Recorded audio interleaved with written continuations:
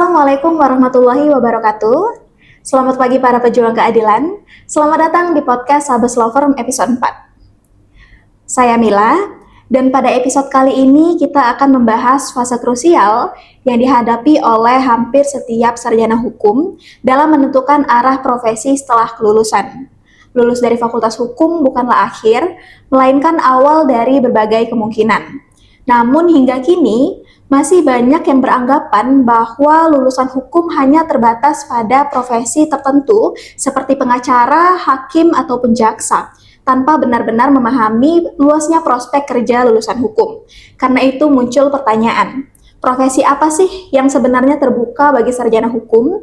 Dan ketika seseorang memilih profesi jalur advokat, bagaimana proses yang harus dilalui hingga layak menyandang profesi tersebut? Pada episode kali ini, kita mengangkat tema mengenai peluang profesi sarjana hukum dan langkah menjadi advokat sebagai upaya memberikan gambaran yang utuh bagi mahasiswa hukum maupun fresh graduate dalam mempersiapkan diri memasuki dunia praktik. Untuk membahas hal tersebut, hari ini telah hadir bersama kita Kak Vincentius Ari Setia, seorang paralegal Abbas Law Firm yang dalam waktu dekat akan melaksanakan sumpah sebagai advokat. Selamat pagi Kak Vincent. Selamat pagi Mila, gimana kabarnya? Oh, alhamdulillah baik. Kak Vincent apa kabar? Baik. Puji Tuhan baik. Ya, alhamdulillah. Jadi sebelum kita masuk ke pembahasan kita nih Kak, mungkin boleh dijelasin terlebih dahulu background dari Kak Vincent? Oke, boleh. Selamat pagi semua teman-teman, rekan-rekan sekalian. Jadi perkenalkan, nama saya Vincentius Ari Setia. Saya lulusan dari Fakultas Hukum Universitas Pelita Harapan, angkatan tahun 2019 dan lulus tahun 2023. Jadi saya cerita sedikit ya Mila ya. Jadi setelah lulus itu kan kita pasti bingung ya sebagai mahasiswa hukum. Kebanyakan mahasiswa hukum bingung prospek kerjanya itu seperti apa. Itu termasuk saya juga alamin. Jadi setelah lulus kita bingung gitu. Kita mau arah kerjanya itu ke arah mana. Jadi kebetulan kalau saya pribadi, saya tuh punya paman di Jakarta. Paman saya itu kebetulan advokat. Jadi awal mulanya itu diperkenalkan dunia advokat itu dari beliau. Jadi beliau yang memberikan gambaran seputaran kerja advokat itu seperti apa. Jadi saya telusuri, saya diajarkan oleh beliau. Saya merasa saya bisa dan saya cocok lah mungkin di bidang ini. Jadi saya coba untuk mendalami lebih dalam di dunia advokat. Jadi setelah lulus itu saya magang. Tapi saya balik ke Palembang waktu itu, saya magang di Palembang. Coba ke kantor hukum. Nah, waktu di kantor hukum itu kita diajarkan, kalau di kuliah kan mungkin sebelumnya kita kurang ya, dari segi advokat itu kita masih kurang jelas gambarnya seperti apa. Iya. Jadi waktu kita terjun langsung di kantor hukum, kita bisa tahu tuh, oh kita sebagai advokat tuh ngapain aja sih gitu. Jadi diajarin step by step juga. Awalnya itu diajarin legal drafting. Jadi untuk ngurus berkas itu menulis surat kuasa ataupun surat gugatan seperti apa. Karena kita kan kalau lulusan hukum itu kan kita belum bisa berpraktek ya. Jadi kita pertajam skill di drafting dulu dan pengetahuan-pengetahuan hukum lainnya. Nah, setelah itu saya tuh magang tuh kurang lebih 2 tahun. 2 tahun sambil menunggu umur juga kan, karena untuk advokat itu minimal umur 25 tahun baru bisa jadi advokat. Jadi sembari menunggu itu, kita cari pengalaman kerja di kantor hukum. Kita belajar sebagai paralegal. Ya, kurang lebih seperti itu sih. Berarti kalau dari segi pengalaman sebenarnya udah lumayan banyak ya teman-teman pengalaman dari Kak Vincent. Ya, puji Tuhan udah lumayan banyak. Nah, menurut Kak Vincent nih, kan masih banyak yang beranggapan bahwa lulusan hukum itu ujung-ujungnya menjadi pengacara. Kalau menurut Kak Vincent sendiri nih, apa aja sih cakupan profesi yang sebenarnya bisa ditempuh oleh sarjana hukum apalagi di era saat ini? Oke. Pertanyaan bagus ya. Sebenarnya itu sangat bagus ya, sangat banyak sebenarnya peluang kerja untuk kita sebagai sarjana hukum. Terutama misalnya kalian minatnya di hukum bisnis nih seandainya ya. Kan kita kan hukum banyak jenisnya ya. Ada hukum perdata, hukum bisnis, pidana, klasifikasinya sangat banyak. Kalian sebenarnya tentukan dulu sebenarnya kalian tuh minatnya di mana. Jadi waktu ambil skripsi itu kan bisa sambil mikir-mikir ya, kurang lebih minatnya tuh pengen kemana gitu. Karena kalau dari kesempatan itu sangat banyak. Contohnya misalnya kayak kalian mau kerja di perusahaan, setiap perusahaan pasti perlu legal. Jadi ibaratnya kita di tim legal tuh ada namanya legal staff atau legal compliance, itu banyak gitu. Jadi kalau misalnya kalian mau jadi pengacara juga bisa, jadi jaksa juga bisa, jadi hakim juga bisa.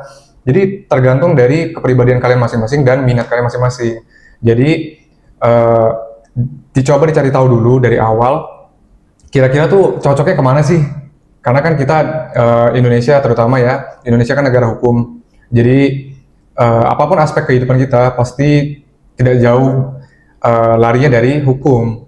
Jadi kita banyak sih, sangat banyak sih peluangnya. Jadi kalian coba cari tahu terkait, oh legal staff itu kerjaannya seperti apa sih. Jadi kalian bisa latih skill juga sebelum kalian apply.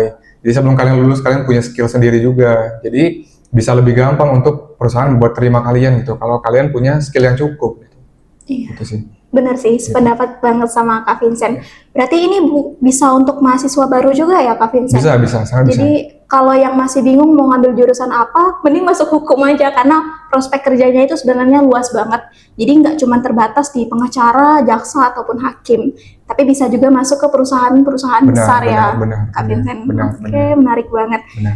Tadi Kak Vincent kan udah nyeritain sedikit nih bahwa mau jadi advokat dan sekarang sebagai paralegal. Yes. Bisa dijelasin nggak Kak Vincent tahapan yang harus dilalui oleh lulusan sarjana hukum hingga akhirnya dapat disumpah sebagai advokat? Oh, baik.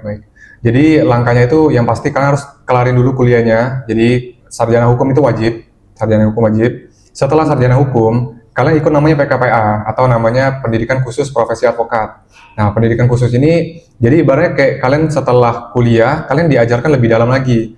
Profesi advokat itu seperti apa sih? Kode etiknya apa hal-hal yang tidak boleh dilakukan. Jadi banyak yang diajari di PKPA itu. Nah, jadi membentuk kalian secara pribadi itu nanti advokatnya seperti apa gitu. Nah, setelah PKPA, kalian ada namanya UPA, ujian profesi advokat. Ujian profesi advokat ini menguji apakah kalian tuh layak atau tidak menjadi advokat. Karena kan banyak ya kayak misalnya kalian harus pelajari tentang petun, kuasai tentang PHI, terus juga kalian juga harus analisanya bagus gitu terkait kasus-kasus. Jadi kita diuji, kita sebagai mahasiswa tuh diuji apakah layak untuk jadi seorang advokat. Jadi ada ujian tertulis sama pilihan ganda biasanya ya. Jadi setelah lulus itu kalian dinyatakan lulus, kalian akan dilantik atau disumpah, sumpah advokat. Jadi waktu disumpah nanti kalian ada namanya KTPA, kartu tanda pengenal advokat atau BAS, berita acara sumpah. Nah, jadi itu nomor buat kalian berperkara di pengadilan nanti. Jadi ibaratnya setelah kalian disumpah, itu baru kalian resmi dianggap sebagai advokat yang boleh terjun ke lapangan, boleh menangani kasus secara langsung. Berarti secara singkatnya yang pertama harus lulus dulu dari Fakultas Hukum, terus selanjutnya ikut PKPA dan ujian UPA, kemudian baru disumpah advokat ya? Benar. Terakhir nih, ada nggak pesan dari Kak Vincent bagi lulusan baru agar dapat memanfaatkan masa transisi ini dengan baik, khususnya dalam membangun integritas dan juga etika profesi sebelum benar-benar memegang tanggung jawab sebagai penegak hukum? Oke, baik.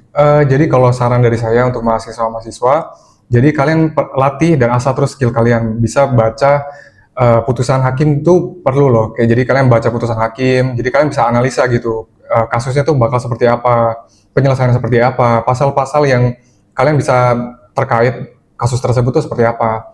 Terus kalian juga coba latih drafting juga nggak masalah sih. Kalian bisa cari di Google gitu, misalnya contoh drafting surat kuasa atau gugatan. Jadi kalian ataupun kalau misalnya kalian nggak mau jadi advokat, kalian bisa cari sesuai bidang yang kalian minati gitu. Seperti misalnya hakim atau jaksa. Kalian cari tahu gitu di internet bagaimana sih langkah-langkahnya. Dan kalian pelajari itu sebelum kalian lulus. Jadi waktu kalian lulus, kalian sudah tahu arahnya mau kemana, step by stepnya seperti apa gitu. Kurang lebih kayak gitu sih. Baik, terima kasih banyak Kak Vincentius Ari Setia atas pandangan dan juga pengalaman yang telah dibagikan kepada kita pada pagi hari ini. Dari diskusi ini kita belajar nih teman-teman, bahwa menjadi praktisi hukum itu bukan soal perubahan suatu profesi saja, melainkan tentang komitmen kita terhadap integritas, profesionalisme, dan juga tanggung jawab moral dalam menegakkan keadilan. Bagi para lulusan baru, pahamilah bahwa setiap tahapan dalam perjalanan karir merupakan investasi penting untuk masa depan kita. Saya Mila, pamit undur diri. Terima kasih telah mendengarkan podcast Abbas Law Firm dan sampai jumpa di episode berikutnya. Keadilan untuk kita bersama.